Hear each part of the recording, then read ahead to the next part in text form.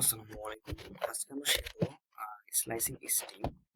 তো চলুন আমরা আমাদের ভিজুয়াল স্টুডিও কোডে চলে যাই। তো দেখেন গত ক্লাসে আমরা কাস্টিং শিখেছিলাম, তো আজকে আমরা স্ট্রিং স্লাইসিং শিখবো।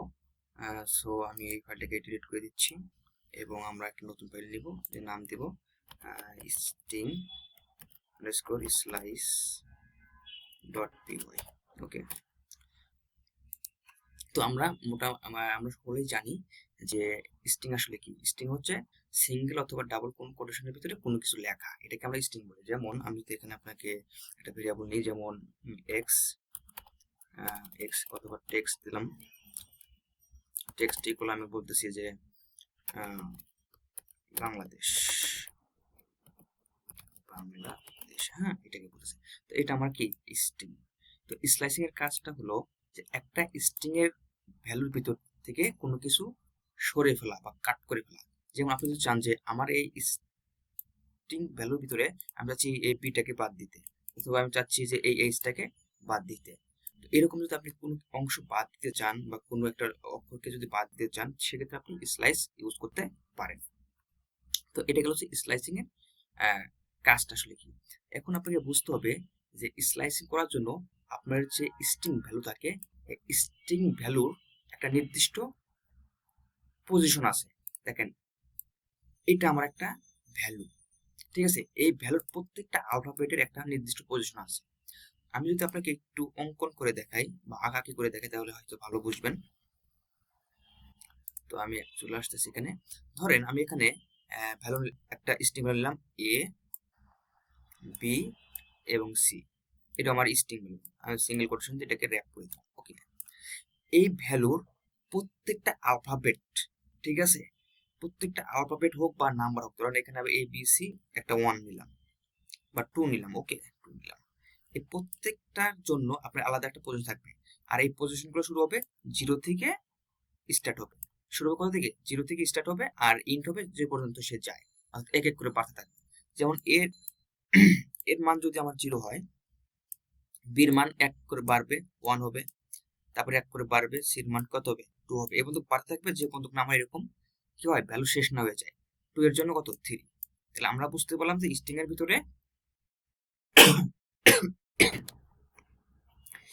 স্ট্রিং এর ভিতরে আমার প্রত্যেকটা অ্যালফাবেট বা নাম ডিজিটের জন্য কি থাকবে, আমার একটা পজিশন থাকবে। আর এই পজিশন ধরেই আমরা কি করবো, স্লাইসের কাজ করতে পারবো। তো আমরা আসলাম আমাদের স্টুডিও কোডে। তো এখানে ধরেন আপনাকে বলা হলো যে আমি চাচ্ছি যে এই স্ট্রিং এর ভিতর থেকে আমি শুধু এই বিটাকে চাচ্ছি, আর বাদ বাকিগুলোকে আমি চাচ্ছি না। তাহলে আপনি কি করতে পারেন, তো আপনি ভেরিয়েবলটা কি টিএক্সটি, তাই না? তো এখানে আপনি স্কোয়ার ব্র্যাকেট দিবেন, অর্থাৎ থার্ড ব্র্যাকেট দিবেন। থার্ড ব্র্যাকেট দিয়ে এই যে আমি এখানে দেখলাম যে পজিশন অঙ্কন করে দেখলাম যে পজিশন। তো আপনি কাকে চাচ্ছেন? আপনি চাচ্ছেন শুধুমাত্র বিটাকে। তার বির পজিশন কত? আমরা জানি 0 থেকে শুরু হয়, বির পজিশন হচ্ছে 0। তাহলে আমি এখানে দিয়ে দেব 0। তাহলে আমার এই টেক্সট স্কোয়ার ব্র্যাকেট 0 মানে কি, আমার এর ভিতরে শুধু বিটা চলে আসছে। এখন আমরা চাইলে এটাকে সরাসরি প্রিন্ট করে দেখতে পারি, অথবা একটা ভেরিয়েবলের ভিতরে অ্যাসাইন করে দিতে পারি। তো আমি সরাসরি প্রিন্ট করে দিচ্ছি, দিয়ে দিলাম। এখন এটাকে যদি আমি রান করি, একটু সিএলএস দিয়ে ক্লিয়ার করে নিই। এখন এটাকে যদি রান করে দেখবেন যে শুধু আমার বি লেখা আসতেছে, শুধু আমার কি আসতেছে, বি আসতেছে।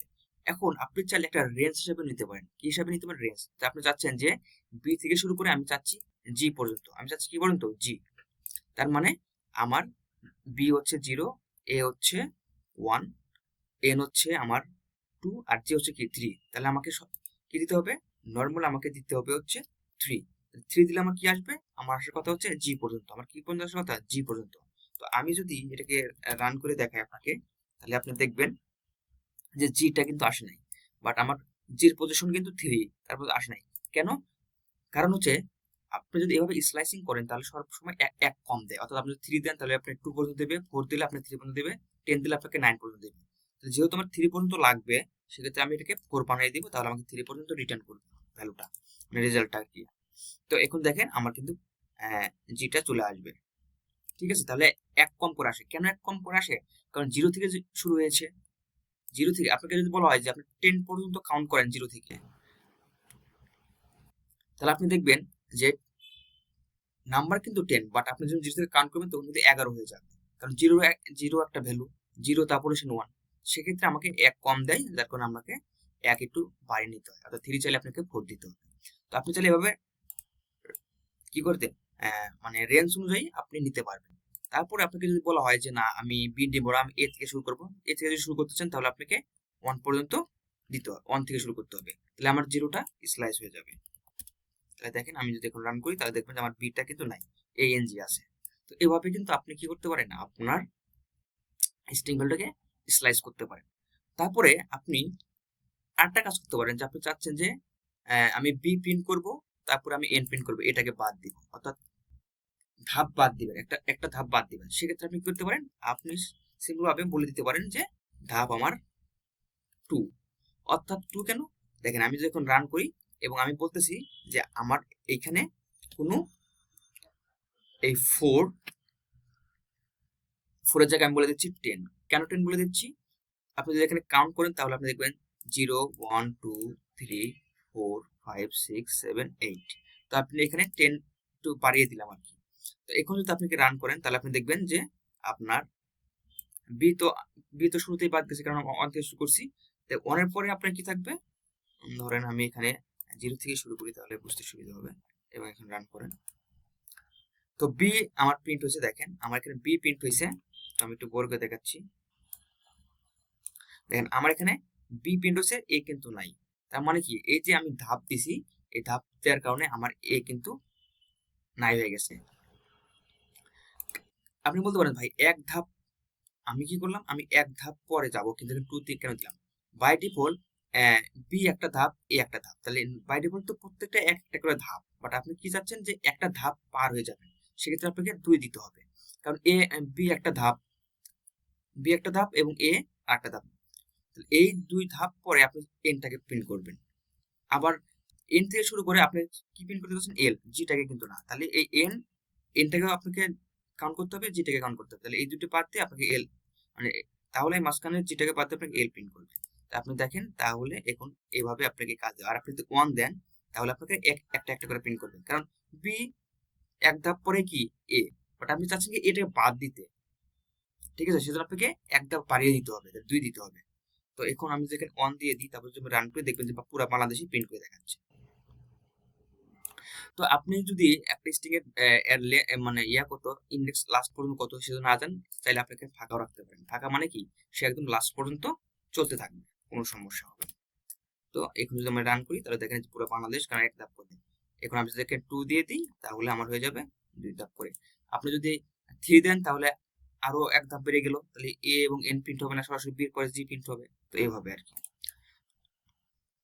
তো এখন আমরা দেখব যে আমি যদি চাই যে আমার এইজটাকে প্রিন্ট করার জন্য, আমি চাচ্ছি কাকে, শুধু এইজটাকে প্রিন্ট করার জন্য, একদম লাস্টেরটা। আমরা জানি যে এখানে ইন্ডেক্স কাউন্ট করে লাস্টেরটা দিয়ে দিলে কিন্তু আমি পেয়ে যাচ্ছি। বাট আপনি যদি আপনার যদি এমন কোনো স্ট্রিং ভ্যালু থাকে যে যেটার আসলে আপনি পজিশন জানেন না, কিন্তু লাস্টেরটা আপনার প্রয়োজন, সেক্ষেত্রে আপনি কি করতে পারেন, সিম্পল ভাবে আপনি এখানে -1 দিতে পারেন। -1 মানে কি, -1 মানে হচ্ছে আপনাকে উল্টা দিক থেকে কাউন্ট শুরু হবে, অর্থাৎ এইচ থেকে শুরু হবে। তো এখন যদি আপনি প্রিন্ট করেন তাহলে আপনি দেখবেন যে এইচ দিয়ে দিয়েছি, এখন যদি -2 দেন, -2 দিলে আপনাকে এইচ দিবে। তো দেখেন এইচ দিয়ে দিয়েছি। তো আপনি চাইলে এভাবে কি করতে পারেন, রিভার্স থেকে আসতে পারেন। আপনি যদি চান যে আমি চাচ্ছি যে লাস্টের এইটুকু নিব, শুধু লাস্টের এইটুকু নিব, তাহলে কিভাবে শুরু করতে হবে, তাহলে আপনাকে শুরু করতে হবে যে -1 থেকে, শুরু করবেন এবং বাড়তে থাকবে। এস হচ্ছে কত, -2, ই কত, -3, ডি কত, -4, যেহেতু আমার 1 কম থাকে সেটা আমাকে কি করতে হবে, -5 দিতে হবে, -5 দিলাম। তো এখন যদি আমি প্রিন্ট করি,